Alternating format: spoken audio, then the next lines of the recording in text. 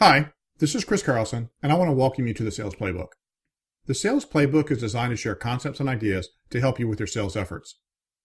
In this week's playbook, I want to talk about prospecting, specifically cold calling versus direct mail. I have countless conversations with salespeople regarding both of these methods. People ask me questions like, should I be cold calling?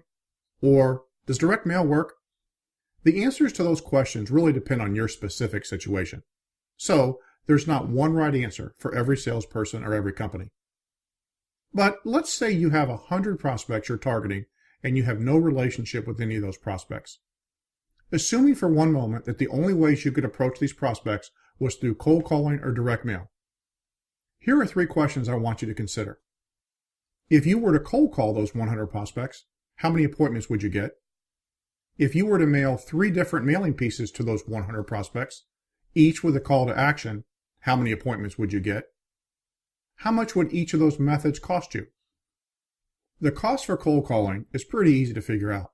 Simply multiply the number of hours you spend making the calls times what you believe your hourly rate is. My guess is that for most salespeople, that comes out to thousands of dollars. If you were to mail 300 postcards, it would cost you between $300 and $400 total. Let's say your success rate was 2 appointments regardless of which approach you used.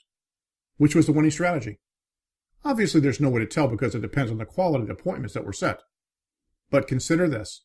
Those that responded to the direct mail piece raised their hand and said they wanted to engage you in a conversation.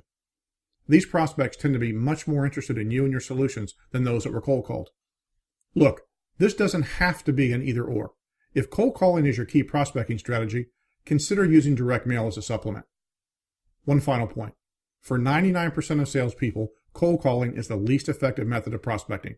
Why? Because 99% of salespeople don't like to cold call and are really bad at it.